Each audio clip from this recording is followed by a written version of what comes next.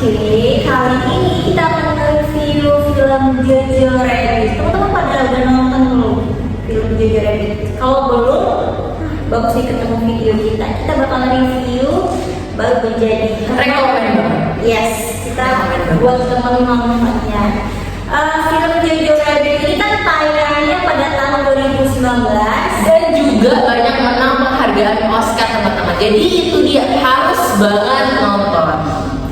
Ya, film Jojo Rabbit ini menceritakan kisah seorang anak kecil bernama Jojo Basler yang tumbuh di Jerman pada masa akhir Perang Dunia II berlatar tahun 1940. Saat itu rezim Nazi masih berkuasa dan gencar menanamkan ideologi mereka, terutama kepada anak-anak berusia 10 hingga 14 tahun diizinkan mengikuti latihan akhir pekan yang diadakan organisasi Jungvlok, salah satu divisi dari pemuda Hitler.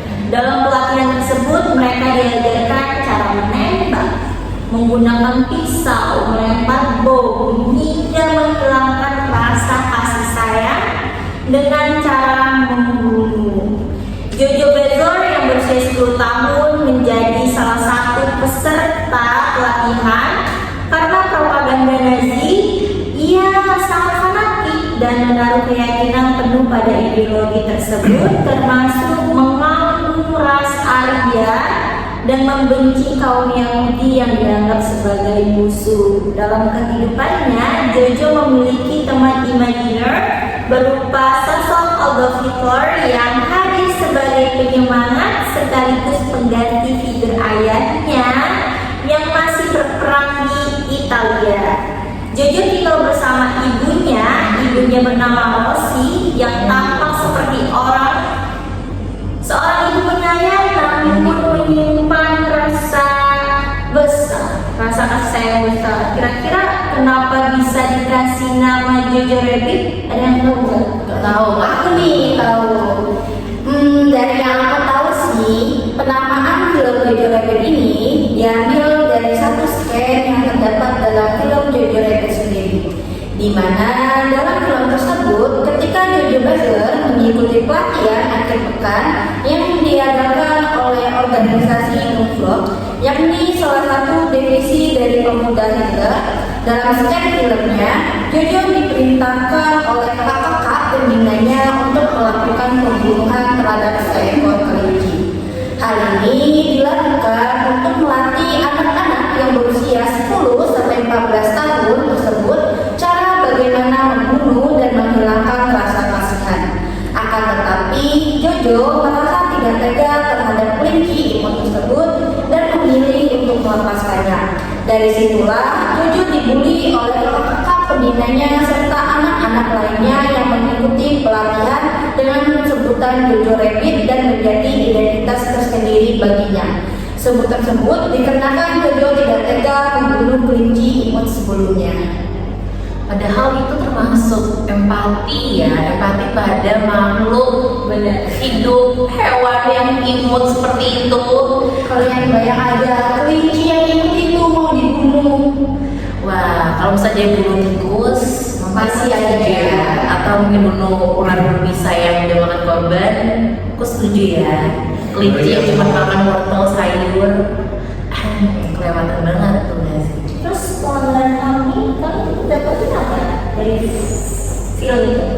Nah, di sini ya teman-teman yang paling jadi kesukaannya pelanggaran HAM beratnya itu ada 4 hal. Yang pertama itu ada genosida terhadap kaum Yahudi atau etnis Yahudi. Nah, keberadaan ada karakter nih di filmnya itu namanya Elsa Korn, yaitu gadis Yahudi yang bersembunyi di rumah Jojo. Oh iya, lupa disebutin, Elsa Korn itu diperankan oleh Thomasin McKenzie. Nah, gadis Yahudi bersembunyi di rumahnya si Jojo menjadi jendela utama bagaimana rezim Nazi melaksanakan tindakan pemusnahan etnisnya si Elsa, yaitu etnis Yahudi. Ia hidup dalam ketakutan konstan, tidak memiliki kebebasan dalam bergerak, beraktivitas, berinteraksi, dan bersembunyi hanya untuk mempertahankan manusia, yaitu hak untuk tetap hidup. Tapi justru hak untuk tetap hidupnya terancam, diancam oleh si Nazi yang hendak membunuh dirinya. Nah, kalau kita kaitkan ke dalam konvensi genosida 1948, di mana genosida ini meliputi beberapa hal. Yang pertama ada pembunuhan anggota kelompok. Kedua, penciptaan kondisi hidup yang bertujuan menghancurkan. Lalu ada hingga penganiayaan sistematis. Nah, adegan ketakutan si Elsa gadis Yahudi ini disertai ancaman dari Gestapo yang sewaktu-waktu bisa membongkar letak persembunyiannya, yaitu di rumahnya si Jojo. Di sini mencerminkan tindakan nyata yang di dunia nyata pernah menjadi bagian dari Holocaust. Nah, kita masuk ke bagian keduanya, kejahatan terhadap kemanusiaan, yaitu adanya indoktrinasi dan militarisasi anak. Nah, Jojo ini kan berumur 10 tahun ya teman-temannya. Nah, di sini dia digambarkan sebagai anggota fanatik Hitlerjugend, Hitlerjugend yang paling termuda. Dia mencintai Hitlernya hingga menciptakan sosok Hitler khayalannya, yaitu si Taika Waititi yang udah disebutkan sama kamu ini sebagai teman imajinasi. Nah, proses doktrinisasi yang diterima oleh si Jojo adalah bentuk perampasan hak anak untuk tumbuh bebas dari kekerasan ideologi yang ditanamkan oleh si Nazi. Nah, kalau kita kaitkan di 1 Roma 1998, perekrutan dan penggunaan anak dalam suatu konflik serta indoktrinasi untuk mendukung sistem yang menindas dapat dikategorikan sebagai kejahatan terhadap kemanusiaan. Di sini Jojo, seorang anak, menjadi simbol generasi yang dirampas masa kecilnya hanya demi kepentingan politik atau demi kepentingan penguasa si Nazi itu. Sebuah bentuk pelanggaran hak asasi manusia kategori berat yang tidak hanya menimpa korban langsung, tetapi juga menghancurkan moralitas masyarakat. Jadi kebanyakan teman-teman, si Jojo yang harusnya anak-anak punya kenangan indah, canda tawaria, bermain sama anak-anak, pokoknya hal-hal indah lah, karena pasti kita tahu anak-anak itu selalu menganggap segala sesuatunya polos, suci, dan tidak bersalah. Tapi justru jadi terkontaminasi oleh karena si Nazi ini yang wah lewat. Jadi mereka tuh mencuci otak si Jojo ini ya. Iya, kecil kan, mengubah kepolosan menjadi kebencian, dan itu aku rasa sangat kejahatan. Padahal di konvensi hak anak PBB dan humaniter internasional, anak-anak itu tidak boleh dilibatkan dalam konflik bersenjata, tapi Nazi nggak peduli kan. Yang penting pengikutnya anak-anak itu dijadikan alat ya. Bener siapa kata kamu, Jojo kayak masa kecilnya udah kayak MKKB gak sih? Masa kecil kurang bahagia. Bukan di masanya ya, masa-masa dia berkumpul seharusnya malah kayak didoktrin kan. Udah jadi alat gak sih? Alat dari kecil. Iya. Kalau Adi gimana? Nah, yang ketiga itu ada penganiayaan sistematis oleh aparat yang seharusnya melindungi malah menganiaya. Benar banget ya. Benar. Kapten Lansdowne ini diperankan oleh Sam Rockwell dan Finkel diperankan oleh Elvin Allen yang memimpin pelatihan anak-anak, merepresentasikan peran aparat dalam menopang sistem penindasan. Gestapo yang masuk ke rumah Jojo untuk menggeledah juga menunjukkan wajah represif negara. Nah, dalam hukum internasional, kejahatan terhadap kemanusiaan mencakup penganiayaan sistematis oleh aparat negara terhadap kelompok sipil. Film memperlihatkan bagaimana kekuasaan dilembagakan untuk mengontrol, mengintimidasi, dan menyingkirkan mereka yang dianggap berbeda. Nah, yang keempat itu ada hak untuk hidup dan kebebasan yang dilanggar. Simbol paling tragis adalah kematian Rosie Bessler yang diperankan oleh Scarlett Johansson Ibu Jojo, Rosie digantung di alun-alun kota karena dituduh berkhianat dan menentang rezim Nazi. Gitu ya. Ibunya ya guys. Eksekusi publik tanpa pengadilan adil ini jelas menabrak hak untuk hidup serta hak atas peradilan yang adil sebagaimana diakui dalam Deklarasi Universal HAM dan Statuta Roma. Adegan ini memperlihatkan bahwa pelanggaran HAM berat tidak hanya dialami oleh kaum Yahudi, tetapi juga mereka yang berani melawan ketidakadilan. Wow, padahal ibunya si Jojo itu cuma pengen memanusiakan manusia ya, sikapnya menyelamatkan si Elsa, tapi justru dipandang sebagai pengkhianatan. Coba si Nazi ini posisinya di Elsa, nyawanya yang diancam, kayaknya bakal beda cerita ya. Terus kalian tahu nggak sih, padahal dalam hukum humaniter itu ketika terjadi perang tidak diperbolehkan untuk menyerang atau melibatkan rakyat sipil. Nah, dalam film ini padahal ibunya si Jojo itu Lois adalah rakyat sipil. Kok bisa ya digantung gitu jasanya dengan lalu? Padahal kan rakyat sipil loh, nggak boleh diserang. Harusnya dijaga ya. Anak-anaknya juga banyak lihat ibunya digantung di Benar. Tapi seenggaknya walaupun itu tragis ya, memang tragis, udah gak ditolong lagi moralitasnya. Tapi dari ketragisan itu, Jojo yang fanatik terhadap Nazi perlahan-lahan berkurang kepercayaannya terhadap Nazi. Jadi walaupun memang ada negatifnya karena kehilangan seseorang yang amat mencintai dalam dunia ini, tapi ada titik terang kehidupan dia, jadi tobat. Terus dari tadi kan kalian kan ada bilang sama nyinggung ya tentang doktrin. Kalian tahu nggak sih isi doktrin dari Nazi itu apa? Apa sih? Nah, jadi isi dari doktrin itu adalah mengajarkan kepada anak-anak yang berusia 10 sampai 14 tahun ini tentang bahwasanya kaum Yahudi itu adalah makhluk yang berupa monster dan merupakan makhluk yang paling jahat. Justru yang menerapkan doktrin itu yang monster bengisnya ya. Iya lagi. Dia kayak menciptakan alat, apa dia kekurangan personil ya, sampai merekrut anak-anak dari kecil. Wah gila sih, kalau kalian di posisi itu mungkin udah. Bahkan keluarganya sendiri itu yang dalam versi Hayang Jojo menjadi simbol dari bagaimana kebencian bisa hidup dalam kepala anaknya. Oh iya, Kak, si Egi tahu nggak fun fact dari film ini? Aku juga nggak tahu sih. Nah, si sutradaranya Jojo Rabbit, si Taika Waititi ini, dia sendiri yang memerankan sosok Hitler versi teman imaginernya. Dan uniknya, ia keturunan Yahudi. Kok bisa ya?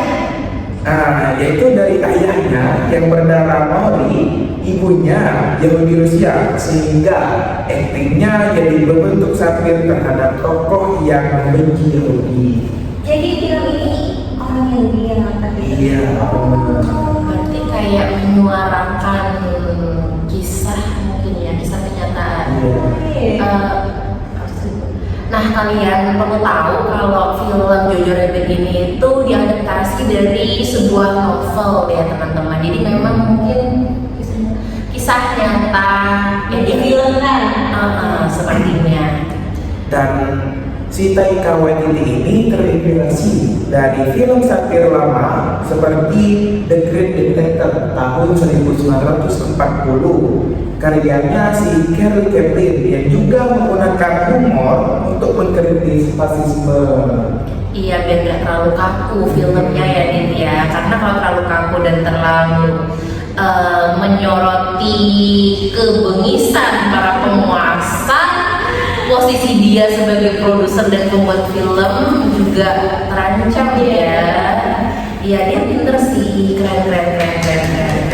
Oke, dari kesimpulan yang kami jelaskan pada video ini yaitu Jojo Rabbit bukan hanya film satir yang penuh humor gelap, melainkan juga sebuah refleksi mendalam mengenai keraguan kemanusiaan di bawah rezim totaliter. Melalui mata seorang anak kecil, penonton diajak melihat bagaimana propaganda kebencian dapat membentuk logika dan empati, serta bagaimana pelanggaran HAM berat bisa terjadi secara sistematis dan dilegalkan oleh negara. Film ini memperlihatkan serangkaian pelanggaran HAM berat yang meliputi genosida terhadap Yahudi, diskriminasi rasial, indoktrinasi paksa, pelanggaran kebebasan berpikir dan berekspresi, penindasan terhadap anak-anak, hingga pembunuhan oposisi politik. Semua itu menggambarkan sisi kelam sejarah manusia yang tidak boleh terulang. Namun, di balik kekelaman itu, film ini juga menghadirkan cahaya harapan, yakni transformasi Jojo dari seorang anak yang fanatik pada Hitler menjadi sosok yang memiliki cinta dan kemanusiaan, menunjukkan bahwa bahkan di tengah rezim penuh kebencian, manusia masih dapat memilih jalan yang benar. Keberanian ibunya Rosie dan kemanusiaan Elsa menjadi pelajaran penting bahwa cinta kasih, empati, dan kemurnian moral adalah senjata paling kuat melawan penindasan. Dengan demikian, Jojo Rabbit bukan sekedar hiburan, melainkan kritik sosial dan mengingat sejarah. Ia menegaskan bahwa pelanggaran HAM berat bukan hanya kisah masa lalu, tetapi ancaman yang bisa muncul kembali jika masyarakat membiarkan ideologi kebencian dan diskriminasi tumbuh tanpa perlawanan. Oh, gitu ya, Mbak. Iya, berarti memang cinta itu walaupun di dunia satir bilang tabu, tapi setidaknya dalam melawan penindasan. Jadi Jojo Rabbit ini bercerita tentang Johannes Butler atau Jojo, seorang bocah 10 tahun yang fanatik terhadap Nazi dan menjadikan Adolf Hitler sebagai teman imajinasinya. Semua berubah ketika Jojo menemukan bahwa ibunya menyembunyikan seorang gadis Yahudi di lorong rumah mereka. Jojo sendiri adalah korban rasisme. Dia didoktrin untuk membenci, bahkan diajarkan cara berperang. Itu kenapa yang lanjutnya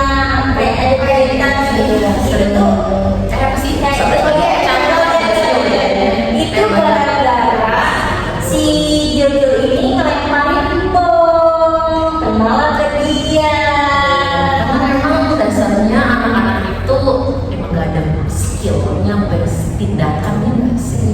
Iya, aku rasa ini bukan hanya ketegangan moral, tapi juga pelanggaran terhadap konvensi hak anak, menggunakan anak dalam militer, melibatkan mereka dalam konflik adalah kejahatan perang menurut hukum humaniter internasional yang aku bilang tadi. Menurut sesuai konvensi hak anak PBB dan hukum humaniter internasional, anak-anak itu nggak boleh dilibatkan dalam konflik senjata. Tapi Nazi tidak peduli, anak-anak tetap dijadikan alat. Mereka mencuci otak Jojo sejak kecil, mengubah kepolosan menjadi kebencian, dan itu adalah kejahatan menurut aku ya. Iya, tapi kayaknya bukan Jojo sendiri ya, tapi mungkin ini Jojo kan tadi udah disebut dari 10 tahun sampai 14 tahun. Jadi Jojo ini cuma contoh kecilnya dari banyaknya anak di kisahnya itu.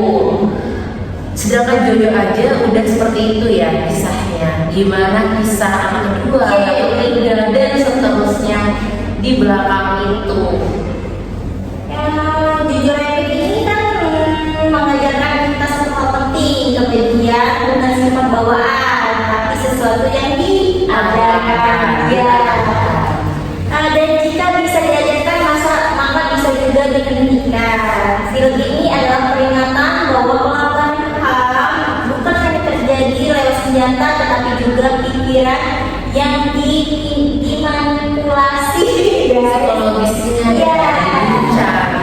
bisa. Saat propaganda menggantikan menikmati makan kemanusiaan perlahan mati. Tapi seperti kata Elsa kemarin, kata Elsa, Jojo, kamu bukan nasi, kamu hanya anak kecil yang ingin jadi bagian dari sesuatu.